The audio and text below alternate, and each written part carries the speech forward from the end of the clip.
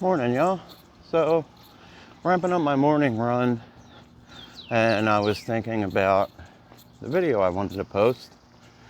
Kind of like showing how I'm maintaining and staying on track with my weight. So, we'll put this into some words right now, and maybe over the weekend, I can do a video where I'm showing to give you like a visual of what I'm talking about. So think about this, right? You, and regardless on what any crazy fad diet is going to tell you, there's only one method that you should really live by when it comes to trying to either lose weight or maintain your weight.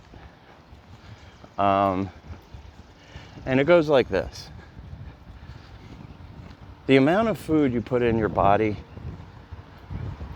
produces energy for you to live, just to make your heart beat, make your brain work, get your legs moving, just overall maintain your body. Everyone needs to eat a specific amount just to keep normal daily bodily function happening. Now, when you eat something, it produces a certain amount of energy. There was a scientist that did all this years ago. I believe the device he used to try and measure everything was called a bomb calorimeter.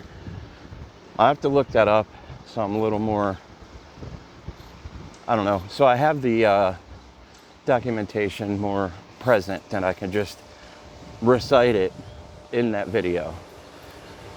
So years ago, they did a bunch of experiments on some of your macronutrients that you use just to stay alive and to keep your hormones on point, keep your body in check, keep you alive pretty much, and able to go out and do what you need to do.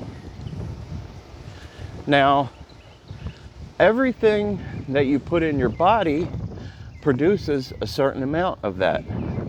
And if you go over that, what your body does is, because our bodies are a lot smarter than you think, what your body does is it stores it for energy for later use, just in case anything happens and you can't get food for a while. Now, part of the problem that we're having is back when, like, cavemen were around, they were so active because they had to hunt their food. They had to go out in the fields and gather their food. Now, personally, I'm vegan, so I don't believe we should have to go and hunt our food now. But that's besides the point. This is just personally speaking. So that makes someone like myself even less, going to use even less energy to go and try and hunt something. That's just to put things in perspective. It's not to be the whole stereotypical I'm vegan kind of thing. That's not the point. The point is just to just give you an example. Now, when cavemen were around, they did a lot of movement just so that they could get food. That was the whole point, was to reproduce and hunt or gather food so they could stay alive and continue to reproduce. The problem we have these days is we don't have to hunt and gather our food anymore. We're stuck being very sedentary, either in our jobs or because we want to watch a TV show or a movie or play a video game. And part of the issue is that some people work a sedentary job and then after work go home and do what I just said. Now, I'm not trying to demonize entertainment because that's how I got as big as I did in the first place. I didn't move at all. I would eat and play video games or watch something all day long. And the part of the reason that in America that we're having this obesity crisis is due to a couple of things in combination with each other. We have food readily available, so we don't have to hunt and gather it anymore.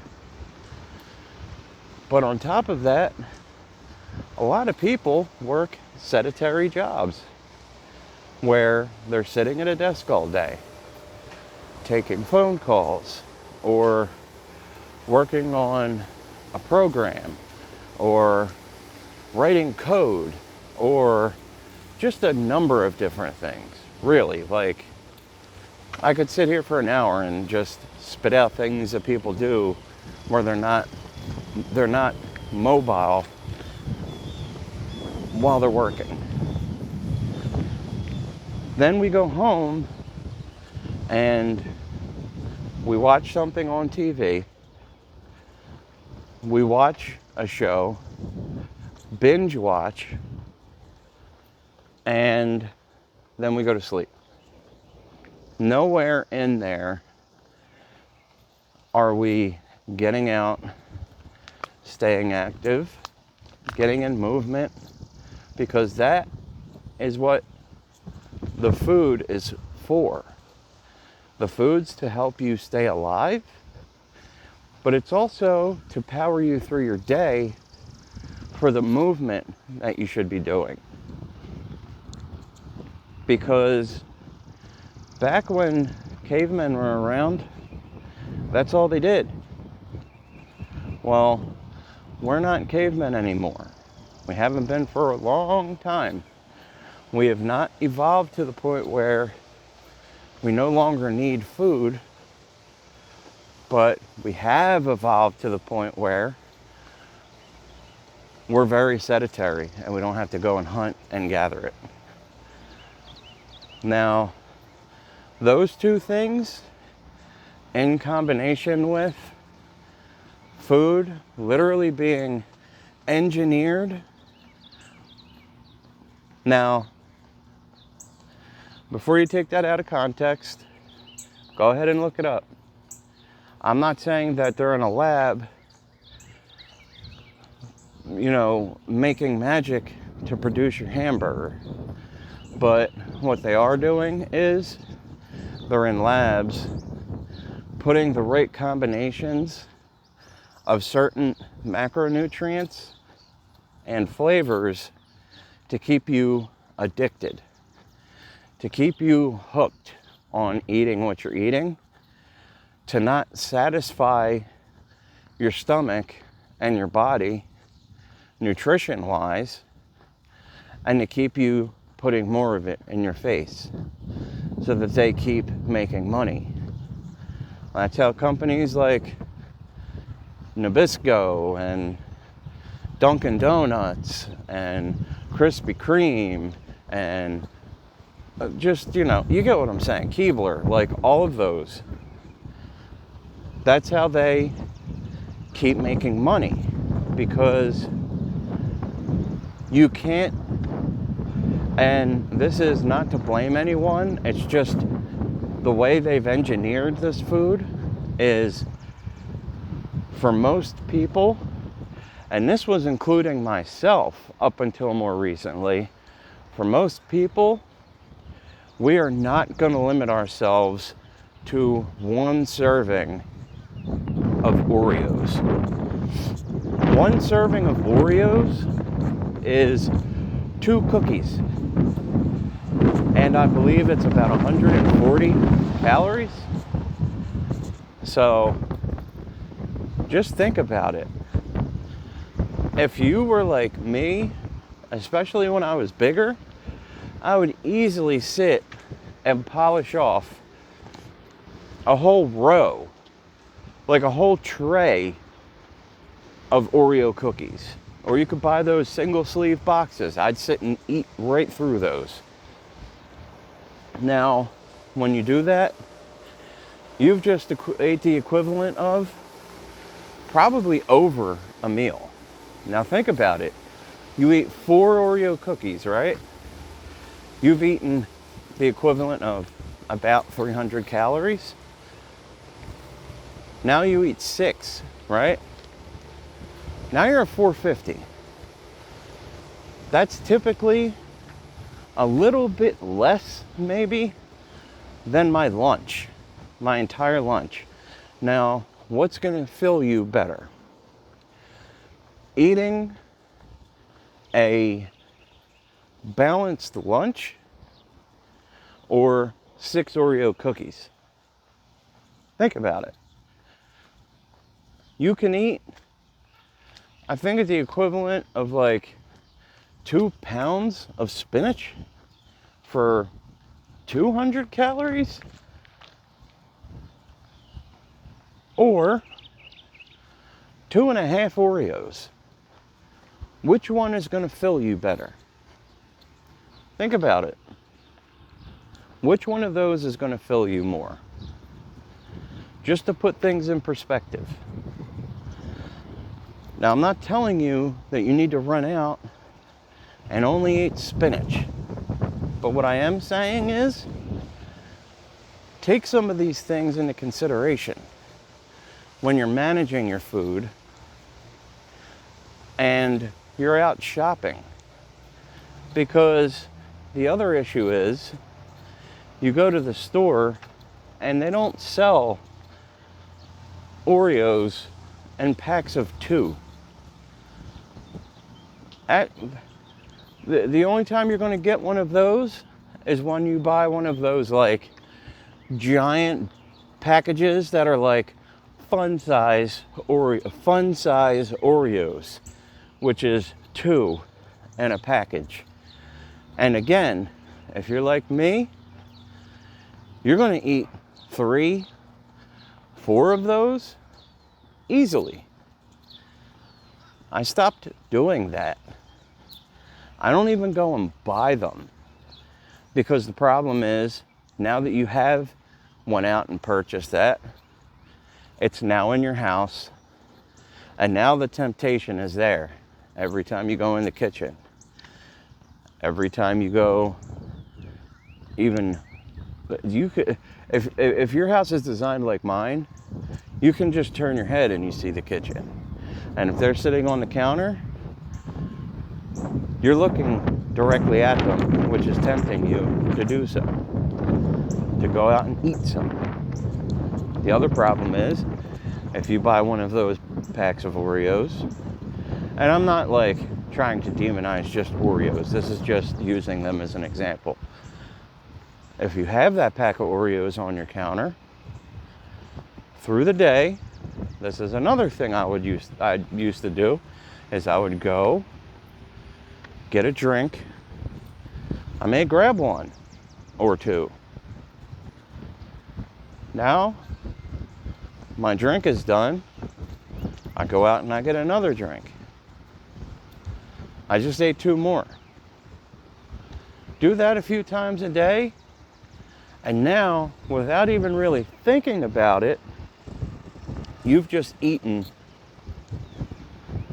600 extra calories through the day. And this is what a lot of people do, and they don't realize it.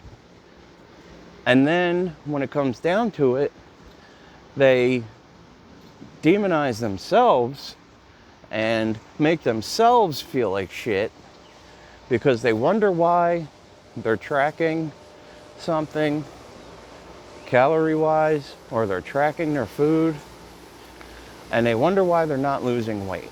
So they stop doing it. That's because you're not adding in those things. You're not adding in that tablespoon of peanut butter that you ate while you're making something else in the kitchen. You're not taking into consideration that handful of chips that you ate while you're making something in the kitchen. Do that multiple times a day, and you've just eaten an entire, just a boatload of extra calories that you're probably not even tracking. Because I can tell you one thing, a handful of chips is a serving. And that's another probably about 150 calories, at least.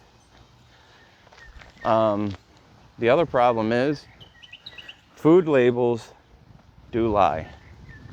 Now, they're not going to be off by hundreds of calories, but they're allowed to round down by, I believe it's 20%. So if you have something that says it's 100, it may in fact be closer to 120. So just take some of those thoughts into consideration, because if you eat 3 servings of someone, you may have eaten an extra 60 calories because it's just not labeled correctly. So I got to get in. We're going to wrap this up here. I'll post up some stuff so you can get a visual, because if you're like me, sometimes the visual actually helps more, so you can see what I'm talking about and just how much bigger some of the portions of these things are.